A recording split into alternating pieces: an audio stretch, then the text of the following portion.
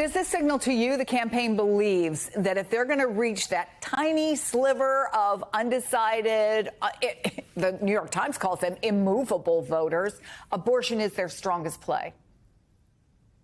I don't think these voters are immovable, and I think abortion is really important. There's a group that doesn't get talked about a lot that we look at, which is kind of non-college white women. Probably they live in areas that are very MAGA. Their husbands are probably MAGA, but this is their first time to vote since Roe and since Dobbs. And could the vice president improve with non-college white women by 2-3 points?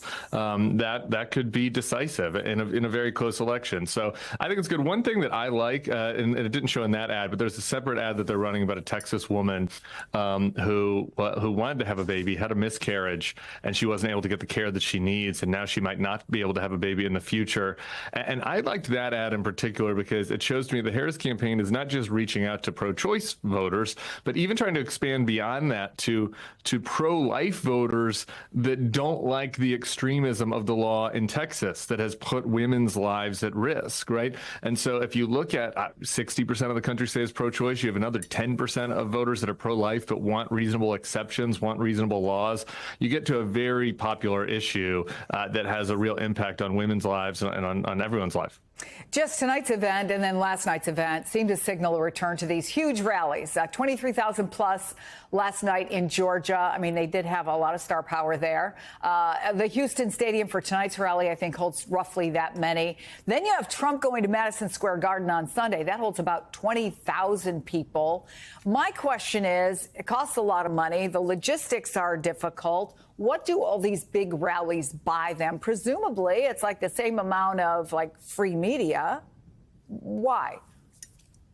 Well, I think a couple things. I mean, first of all, Donald Trump has always been obsessed with crowd size. We know that. That's from the beginning. I think these big rallies are important because I think we're trying to break through the noise here, and we're trying to inspire people, and we're trying to reach people where they're at with messengers that they will listen to and that they will trust. And I think what you see from the campaigns is that they're trying to put as many people out there in these large scale opportunities that generate a lot of media to have these dialogues. I mean, look, we're going to cover the campaign either way, but I think, this is a quick and efficient way to reach as many people as possible with these closing arguments that are so important. When you're in a dead heat, everything matters. Every little thing can make a difference here. And so I'm not surprised to see the campaign focused on doing what they can to reach as many people as possible. Every single vote matters here. And I know we talk about the battleground states, but everyone's vote matters here. The popular vote matters too.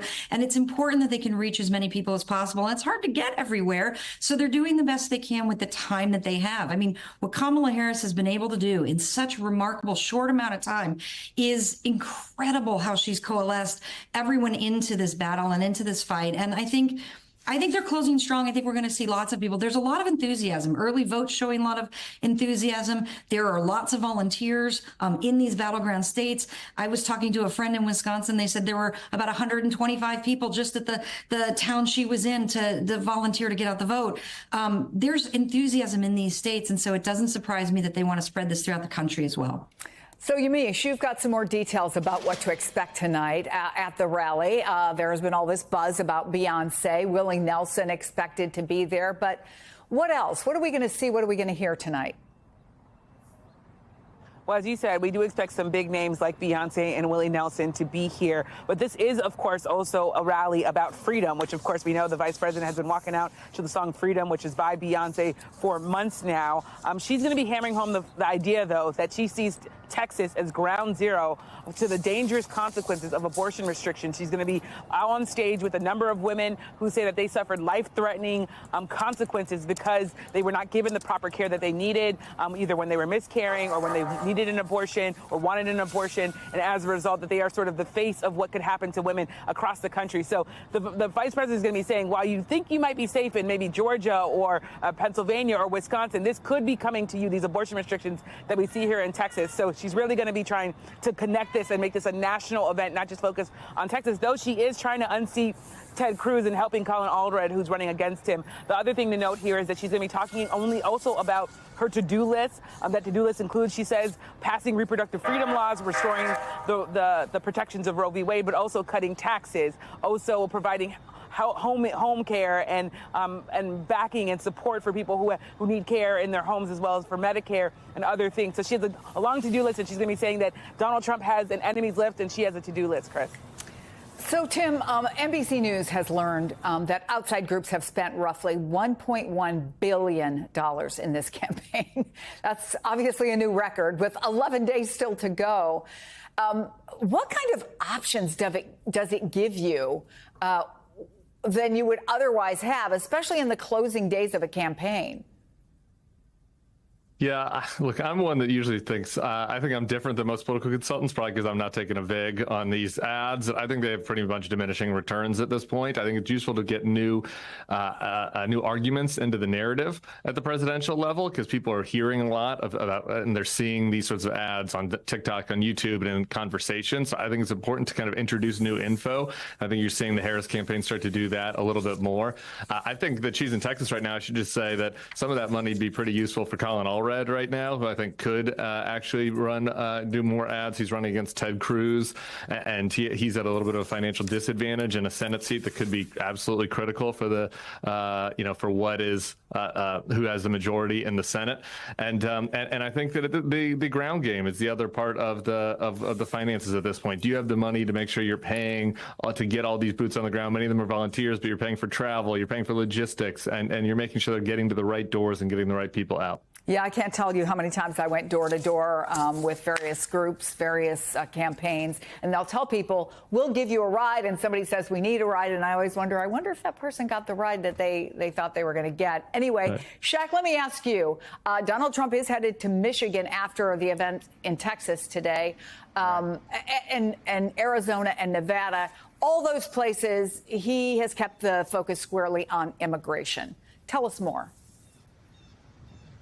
Yeah, and Chris, you can expect that focus on immigration to continue into this afternoon. In just about a half hour or so, we will see Donald Trump ahead of that podcast taping. And if you look at even just the signage on the stage, mass deportations now, end migrant crime, you get an idea that that focus on immigration will continue, at least at that event. And that is being paired with the escalating rhetoric that we've been hearing, not just the clip that you played at the beginning of this segment where he referenced or called America a dumping ground because of the issue of immigration. But you also heard at some rallies yesterday, he paused his remarks to play videos of what his campaign called migrant gangs. He repeated the claims that illegal immigrants or undocumented immigrants are taking jobs of Black and Hispanic voters. So that is a messaging that you're going to continue to hear. But once we get to Michigan later today, there's a chance that it shifts a little bit. We've seen in the past, and his campaign has signaled that it might be more of an economic focus here, the economy, tariffs, talking about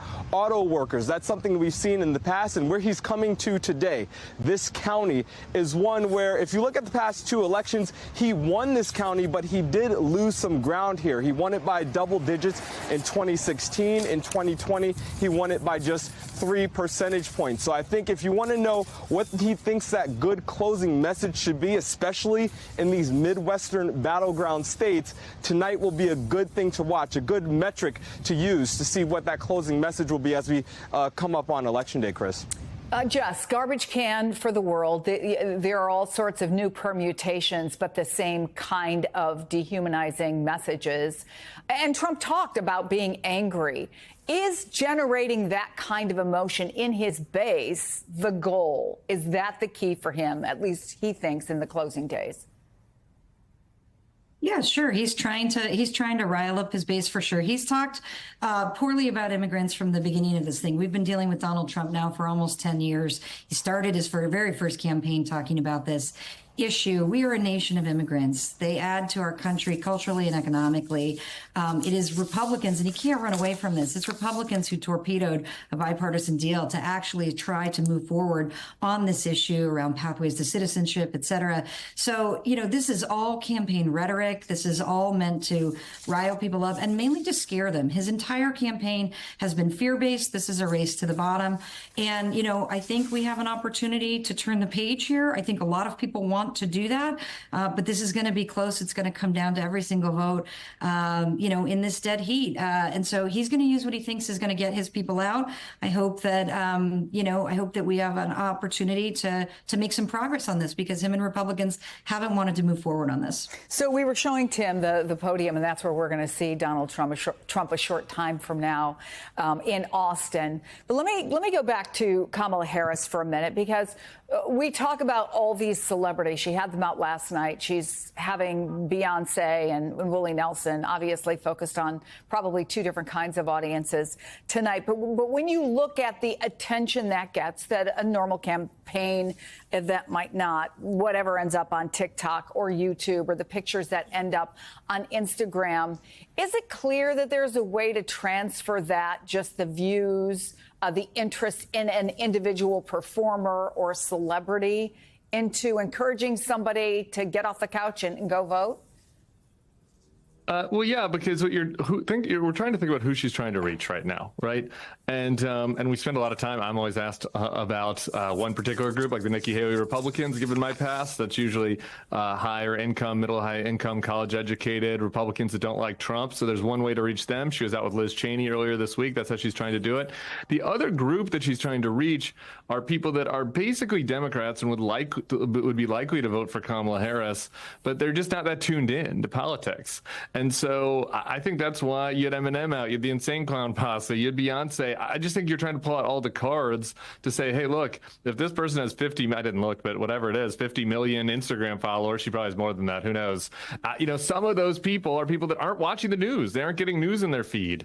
And now they'll get a clip of Beyonce in their feed that might remind them, oh, I got to go vote tomorrow. So I like that. It's that group of people you're trying to reach with celebrities, people that are just not engaging in political news. And that's going to be an important group for the vice president's campaign in the last 10 days. Beyonce's Instagram account has over 314 million followers, according to the I sold her way short. I'm so sorry, Beyonce. World So sorry Wide about Web. that.